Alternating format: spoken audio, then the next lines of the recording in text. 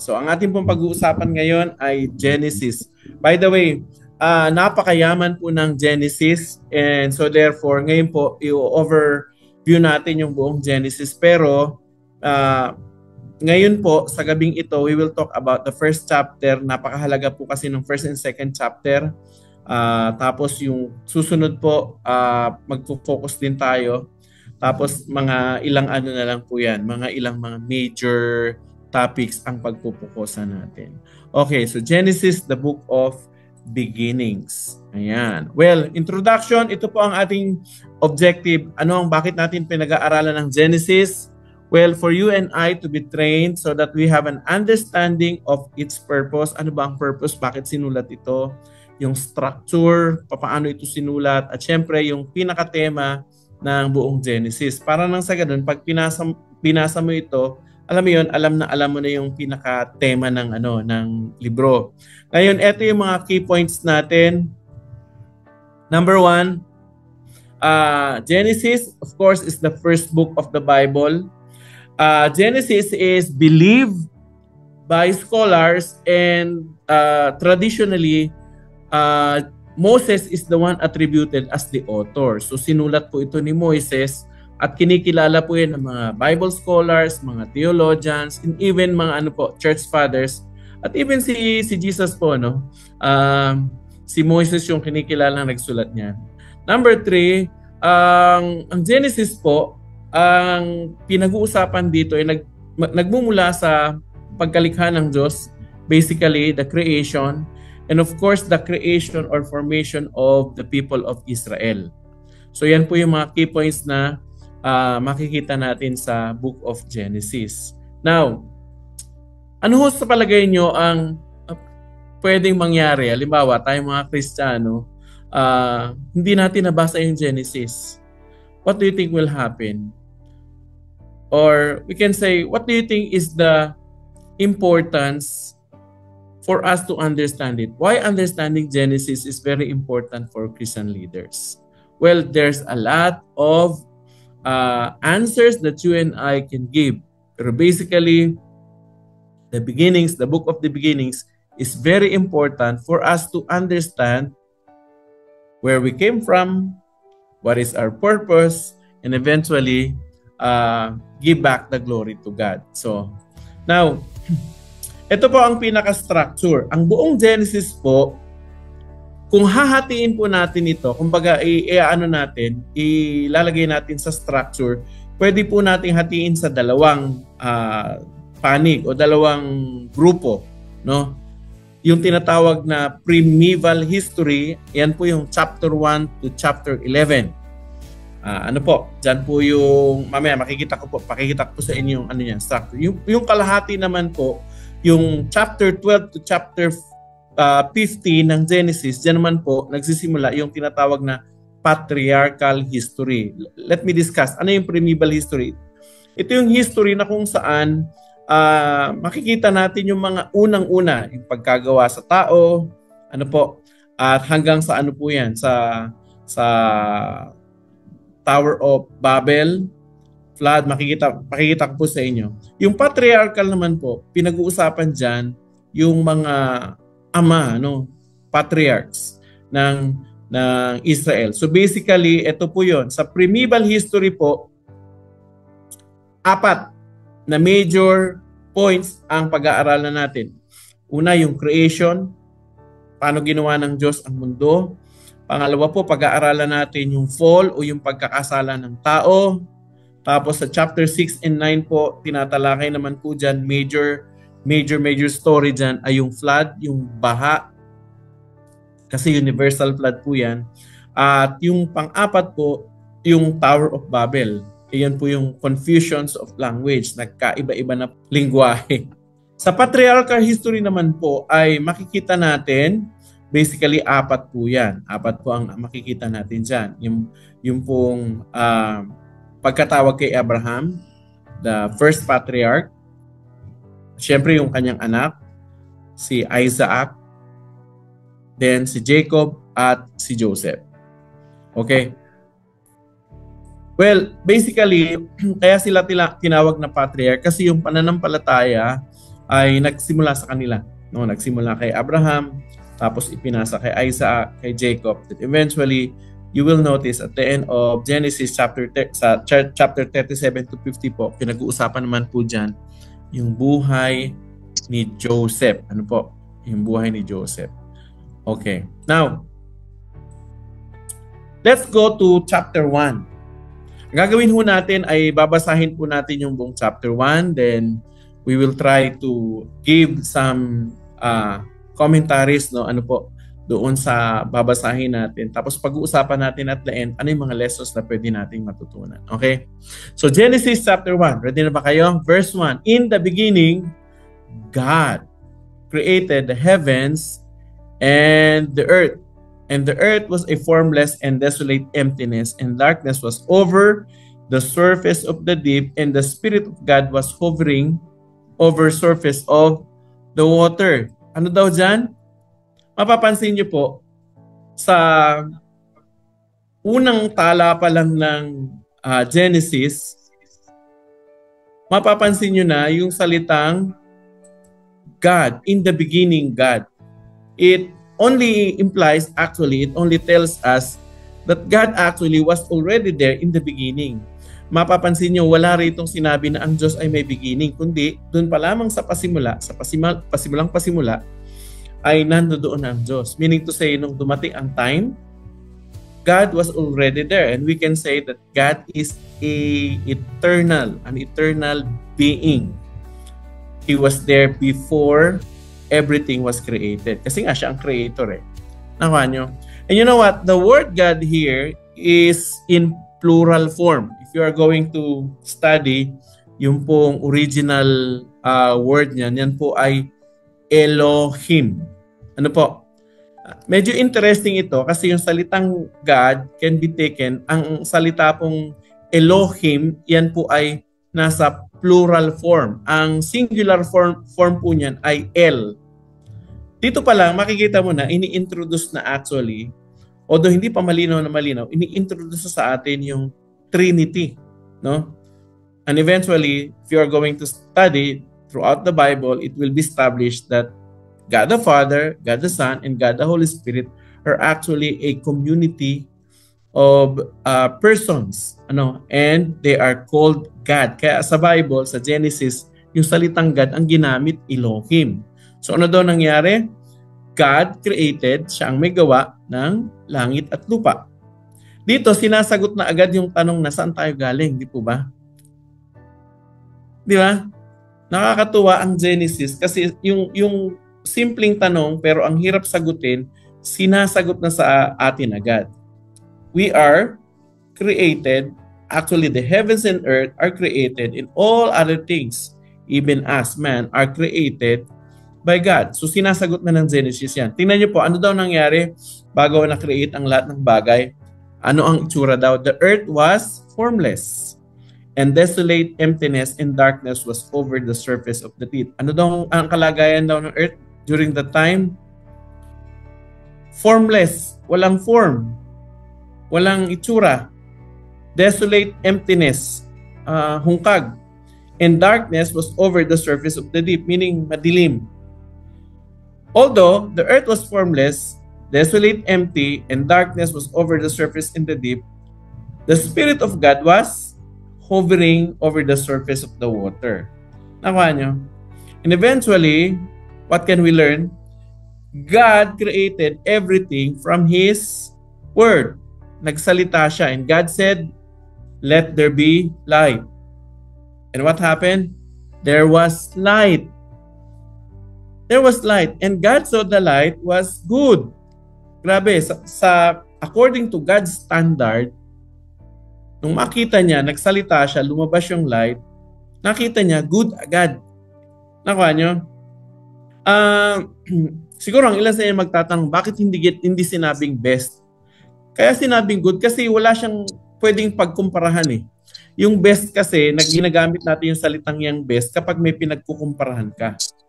Yung kagalingan at kabutihan ng Diyos, nothing can be compared from it. That's why the word good is suited. No? So, God saw that the light was good. And so what happened on the first day? God separated the light from darkness, and God called the light day, and the darkness He called night. So anong ginawa niya? Sineperate niya yung day and night. Siguro parang ganito po, no? Let's just imagine, no? Sineperate niya yung day and night, and that was the first day of creation. Naka nyo? Next day, then God said, let there be an expanse in the midst of the water, and let it separate the waters from the waters. God made the expanse and separated the waters that were below the expanse from the waters and that were above the expanse. And it was so. God called the expanse heaven, and there was evening and there was morning, a second day. So ano daw nangyari? Sa pangalawang araw daw, ang sineperate niya, yung tubig, ayan, sabi rito, tubig sa baba at saka tubig sa taas. Sineperate niya yan. So ano ibig sabihin nito? Nung unang panahon, itong pag-create ni God, ginawa niya na ang mundo, may tubig tayo sa baba. Yung nakikita natin, sea. Di ba? May tubig. Pero naglagay din siya ng tubig sa taas. Sabi ng mga theologians, ng mga expert, ano daw ito? Para itong dome sa natin, sa mundo. Parang ganito daw itsura niya. Ayan, ito yung mundo natin. Tapos nababalot siya ng tubig. Dito, ito tubig ito. Okay? Ito yung earth, sa baba may tubig din. So yung buong mundo ay nababalot ng tubig. Ang tawag ng iba dyan ay canopy. No? At dahil daw dyan, may canopy, itong canopy na ito, nandyan yan hanggang dumating yung flood. Kasi nung flood, binuksan ng kalangitan. Bumagsak lahat ng tubig, kaya bumaha. No? Pero before flood, bago po sa panahon ni Noah ng baha, wala pa pong ulan. Ang nangyayari po, itong pinaka globe, no? Yung circle ng globe, meron daw itong nababalot ng tubig. At dahil diyan, ayan po, favor of canopy, yung harmful na UV radiation nabablock ng tubig na yan. And so therefore, kaya daw ang mga tao nung panahon katulad ni Adan ay mahaba yung kanilang buhay. Nakuha nyo? So that was actually the study ng mga Bible scholar. So ano nangyari sa second day? Sineperate yung tubig sa baba at sa taas. So nagkaroon po ng canopy. Then God said, let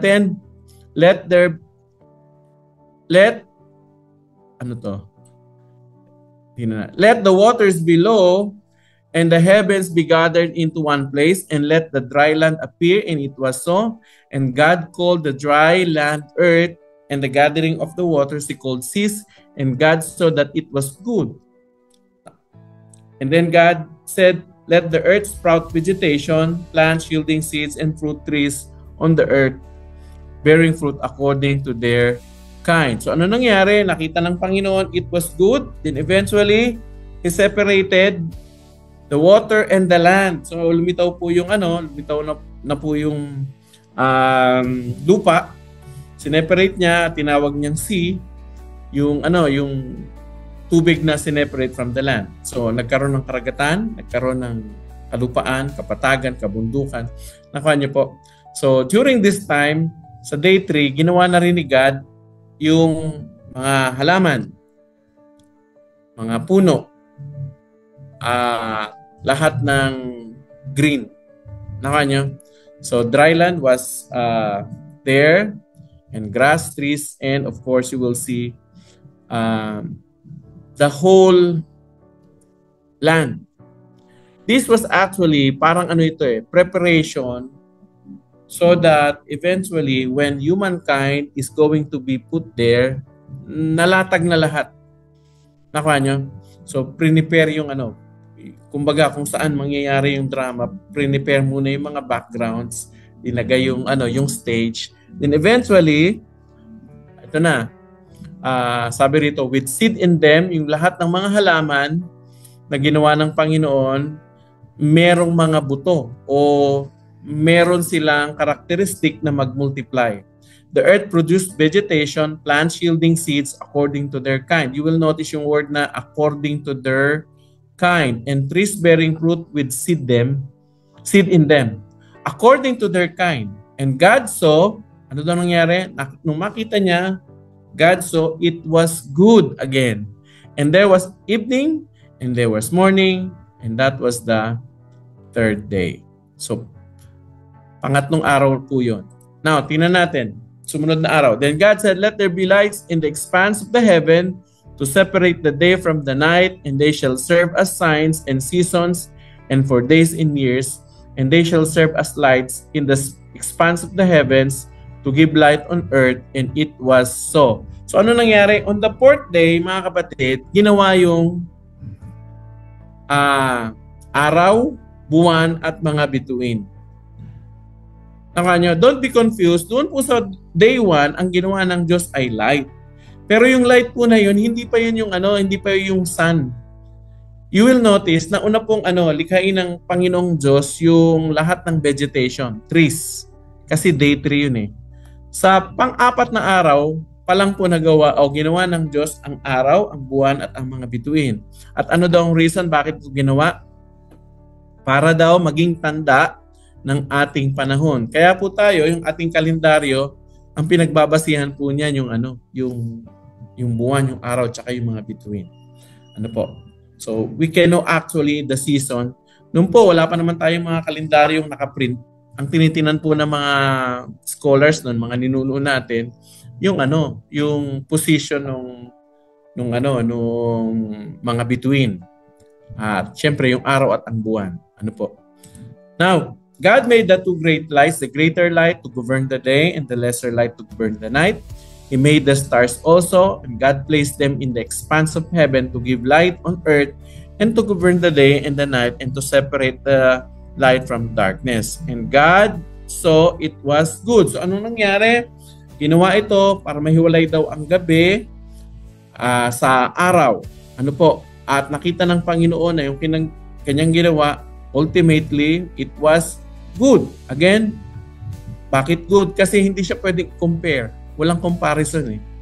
It was good. So yun yung day 4. Sa day 4, sun, moon, and star were created. And there was evening, and there was morning, a fourth day. Now, on the fifth day, tingnan natin, God said, let the waters teem with swarms of living creatures, and let birds fly above the earth in the open expanse of the heavens. And God created the great sea creatures and every living creatures that moves, with which the waters swarm according to their kind, and every winged bird according to its kind. And God saw that it was good. So, sa panglimang araw, ano pong ginawa ng Diyos? Lahat ng mga sea creatures and air creatures, lahat ng mga lumilipad at merong pakpak. Ano po? And ultimately, at the end of the day, ang conclusion, it was good. So makikita nyo, lahat naging colorful ang sky natin. Ang dami ng mga ibon. Naging colorful din ang sea. Makikita nyo mga corals, iba-ibang kulay ng mga isda, iba-ibang laki, iba-ibang itsura, at ganun din sa kalangitan. Ginawa ng Panginoon yun. And for the first time, you will see the word blessed, and God, what? Blessed them. Bakit blessed ni God yung mga living creatures na ito? Kasi He wants them to be fruitful. And God blessed them in saying, be fruitful and multiply and fill the waters in the seas and let birds multiply on earth.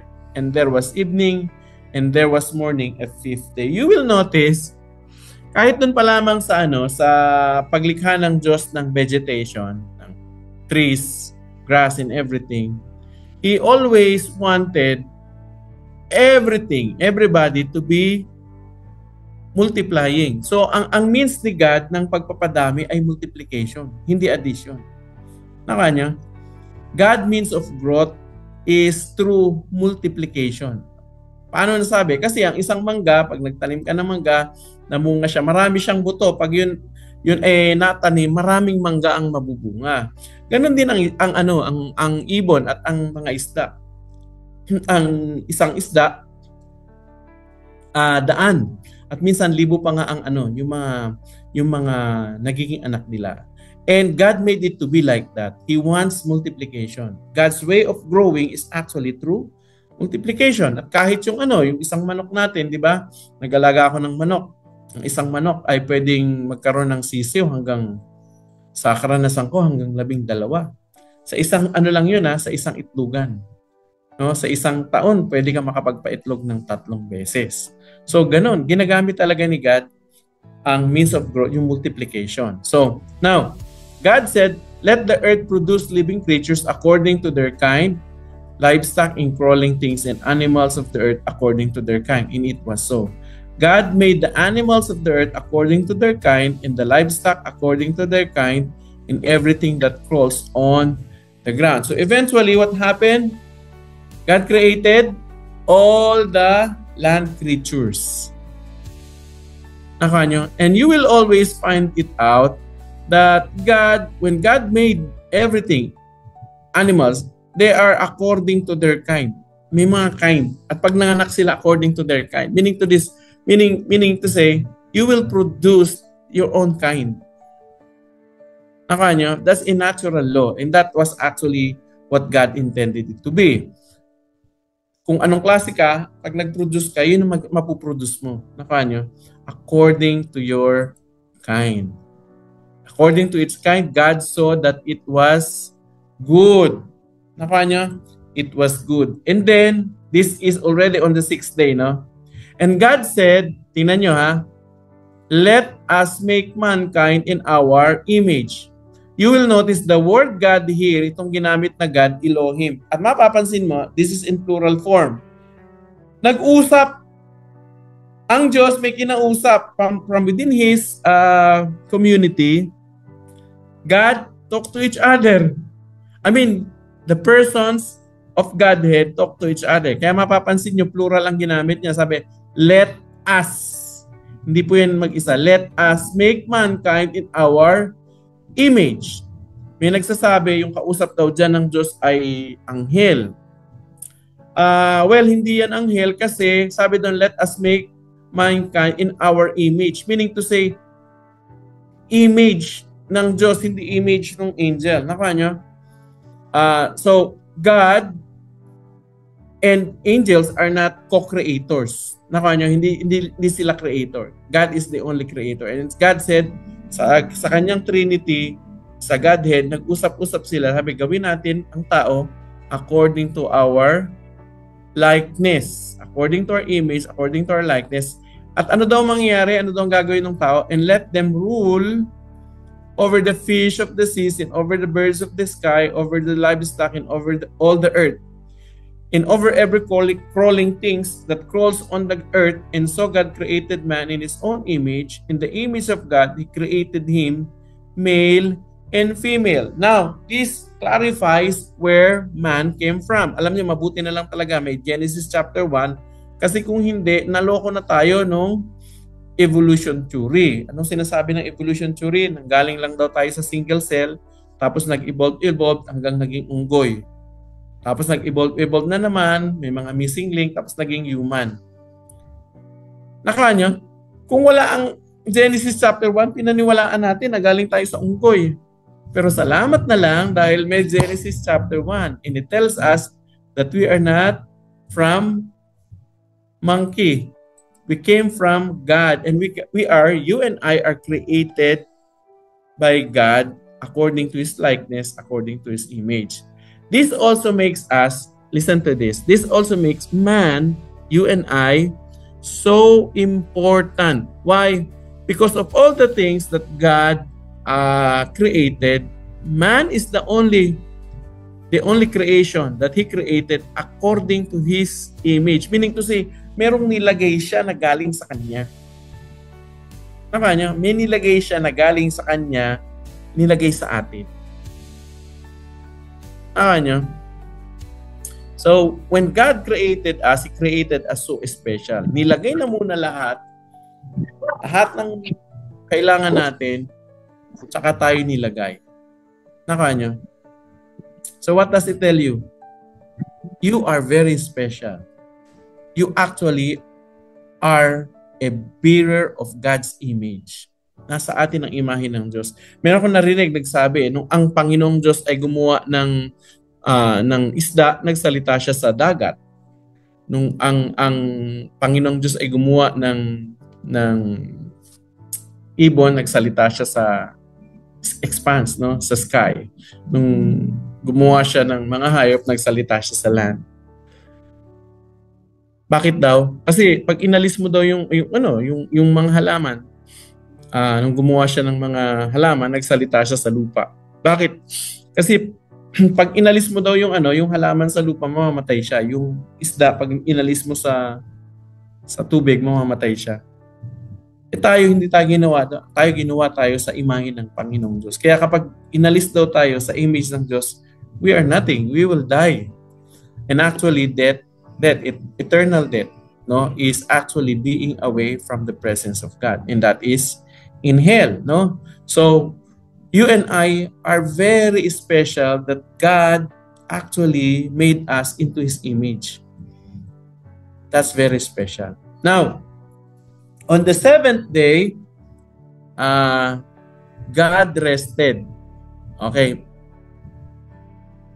Ito, chapter 2, ano na po ito? Verse 1 and 2. And so heavens and earth were completed and all their heavenly lights.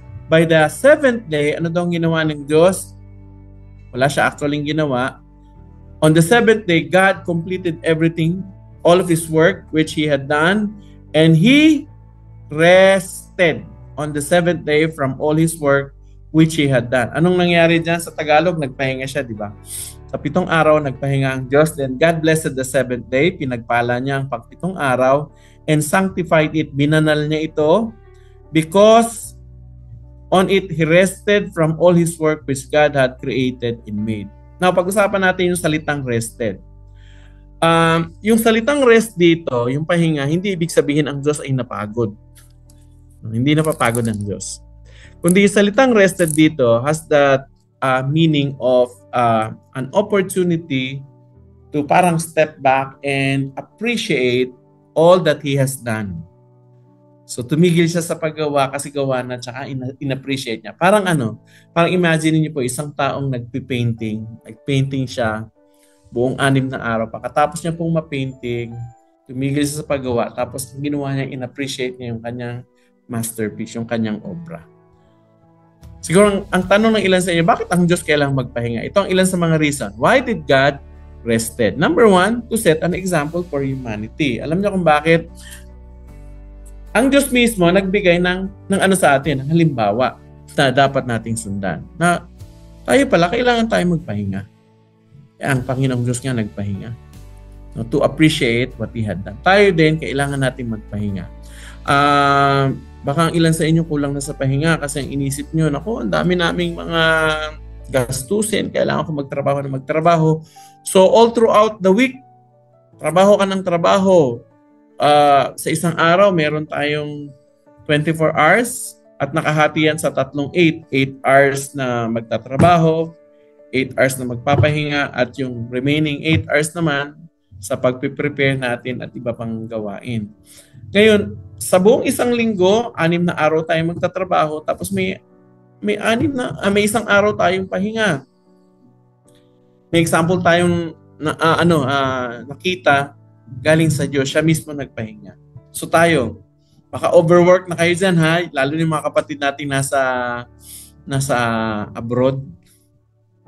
Nakuha nyo, huwag kayong mag-overwork. Hindi yan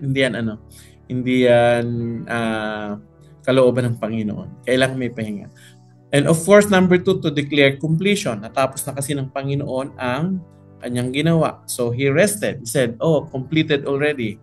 Number 3, to establish the Sabbath as holy. God actually instituted this day, rest day, actually as holy. Ano may ibig sabihin ng holy? Ang ibig sabihin niyan, itinalaga niyang banal. So kailangan pala talaga magpahinga tayo kasi banal pala yung pagpapahinga.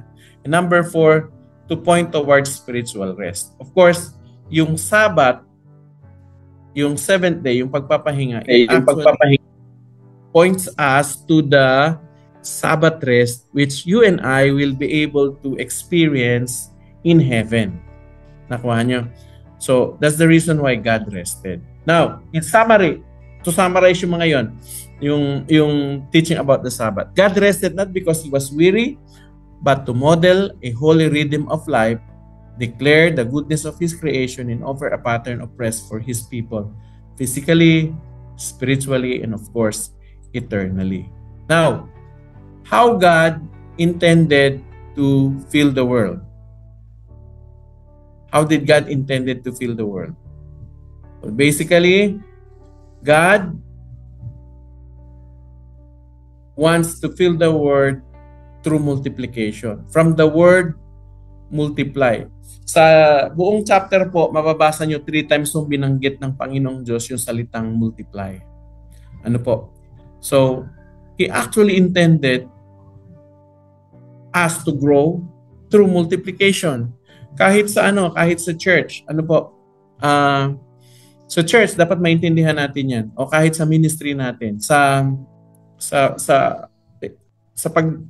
pagdidisipulo.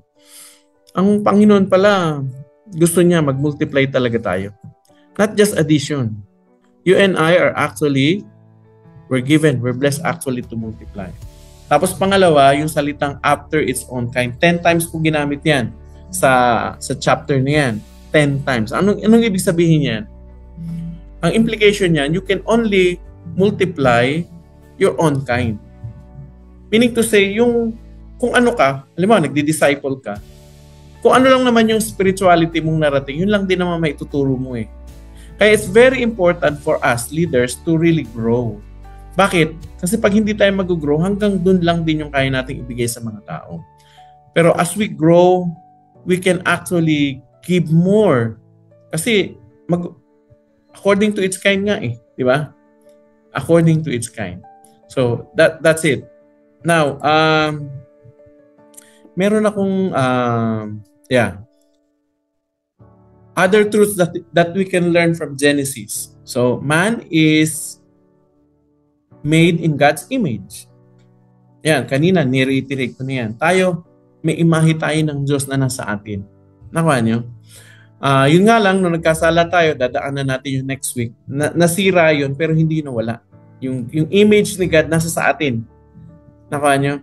Kaya siguro magtatanong kayo, bakit bawal pumatay? O bakit nasa 10 utos ang huwag kang papatay? Kasi nga, yung taong yan ay imahe ng Panginoon. Bakit sinabi ni Jesus na kapag ang isang tao ay nilait-lait mo, minura-mura mo, sinabihan mo ng masasamang salita, iyan ay kasalanan. Parang pinatay mo na siya. Kasi nga, yung taong yan, ginawa sa image ni God. Nakuha nyo? Matutunan din natin doon sa binasa natin na originally, tayo mga tao pala, we are supposed to eat herbs and vegetables. Ngayon, anong kinakain natin?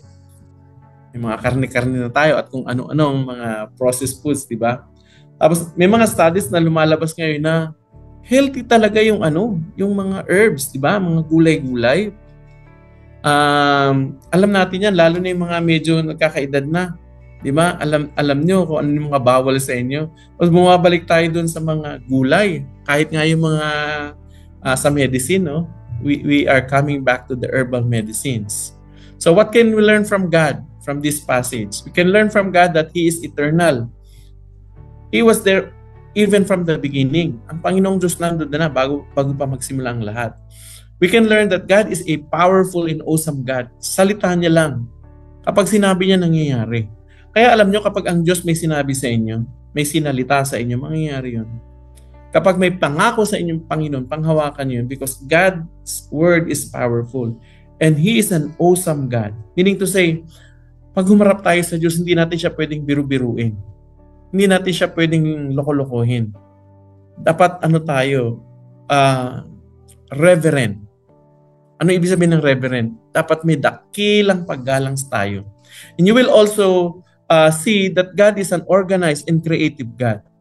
Napansin nyo, hindi niya ginawa, o isang araw lang, nandyan na lahat, pak, pak, pak, o bahala na kayo mag-ayos. Hindi. Organize siya. First day, second day, third day, hanggang sixth day. At napansin nyo, hindi niya nilagay muna ang tao. Tapos sa kanya linagay mga, hindi, linagay niya muna ang isa-isa. Inayos niyang mabuti. At hindi lang yun, he was very creative. Meaning to say, he had put every colors of the rainbow sa kanyang creation. Makikita mo, green, blue, red, yellow, white. In creation, you will see that. Kahit nga sa mga gems, sa mga bato, grabe, pinapanood ko yung mga different kinds of gems. Ang dami pala. May isang klase ng gem na makikita mo na yung rainbow color. God is a very creative, organized and creative God. And of course, we can learn also that God is a personal God. Ano ibig sabihin niyan? Na si God nagsasalita. He is actually a community within himself. Nakuha niyo? He thinks, he speaks, and he wills. Ano he wills? Meron siyang kakayahang magdesisyon. Pag sinabi nangyayari. And his way of growth is multiplication. Now, may isa akong may nalagpasan yata ako. Iyon. Yan. So, kung isa-summarize natin, ito yun, no? Kasi kahit ako hindi ko kabisado dati talaga yung creation. Pero if we are going to paparecite ko sa inyo yung creation, paano ginawa ng Diyos ang creation? Well, pwede nating hatiin sa sa dalawang hati, no? Yung 6 days of creation, no? Ang creation nangyari basically 3 days. Sa 3 days na yon, tandaan nyo lang yung salitang separation. Sa first day, sineperate niya yung sinabi niya, let there be light, sineperate niya ang light from darkness. First day yon. Second day, sineperate niya ang waters from below and above. Yung nagkaroon po ng canopy, no? Tapos, third day, sineperate niya naman yung water and land sa baba. Tapos, kinuha niya na po yung plants and trees and all of the greens, no? Third day po yun. So, reviewin natin yung tatlo. Separation of light and darkness, separation of water from below and above, separation of waters and land. Then, trees and vegetations. Sa second half ng kanyang 6th day of creation, pang fourth po ginawa ang sun, moon, and stars.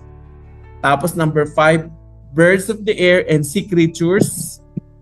Tapos pang-anim po, animals on the land, and he created man and woman. Makanya, so madaling tandaan na, di ba? Ano yung 3 days? Separation. Light and darkness, water below and above, tapos land and sea, tapos trees and vegetation. Ano naman uli yung second half? Sun, moon, and stars, birds of the air and sea creatures, the number, yung pang-anim po na araw, animals on the land, and man and woman. And on the 7th day, God rested. Okay? So, pag tinanong kayo, paano ginawa ng Diyos ang sanlibutan? 6 na araw ginawa yan. Yung kalahati, yung first 3, separation, at yung second 3, sun, moon, and stars, birds and sea creatures. In number, yung pang 6th day, animals and man and woman. Then 7th day, God rested. Okay? So, the heavens and earth were completed and their heavenly lights by the 7th day. So, that's it, mga kapatid. That's Genesis chapter 1.